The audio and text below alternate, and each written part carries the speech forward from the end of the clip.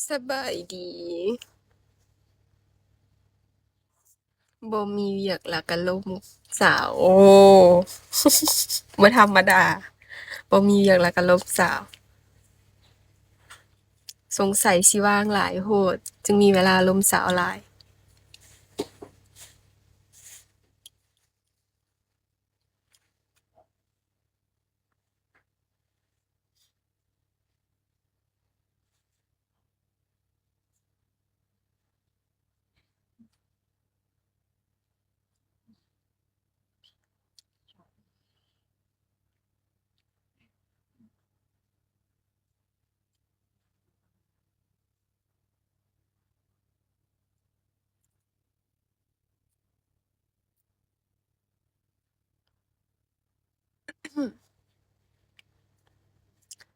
สบายดี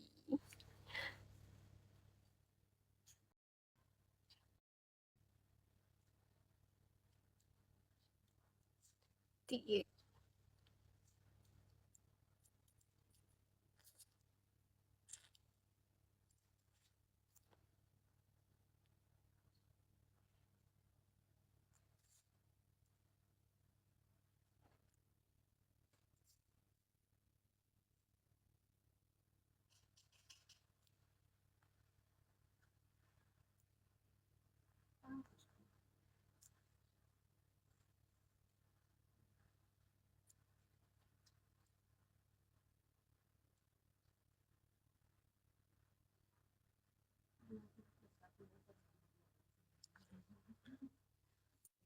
แล้วมื้ออื่นไปห้องหมอติ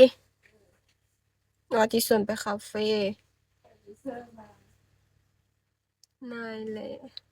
นายแชะหวัดดีค่ะพี่นุ่งปูใจประธานโจ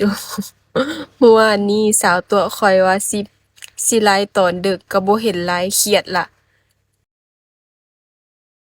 แม่นไผสาวไลว่ะ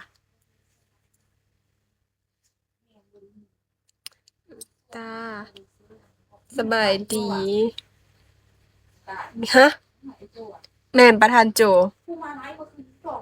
เออมีนา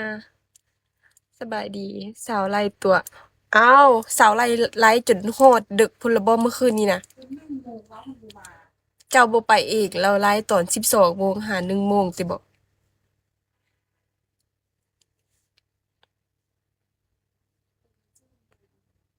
สบายดีจ้า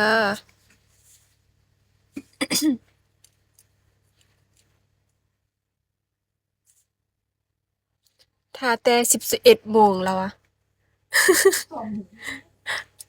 สาวไล่12 โมงหา1 โมงเมื่อคืนนี้น่ะเดี๋ยวเรากำลังไล่อยู่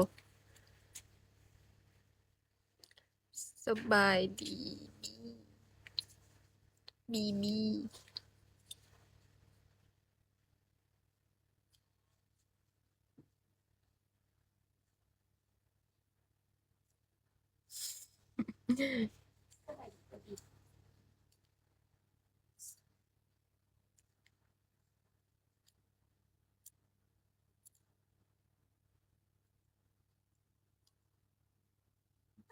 สาวไล่ว่าหากระตื่นนอนแล้วก็ไล่เลยค่ะ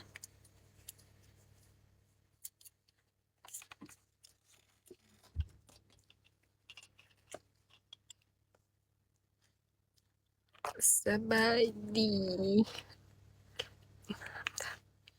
อืมหรือห้ามทักอ่ะ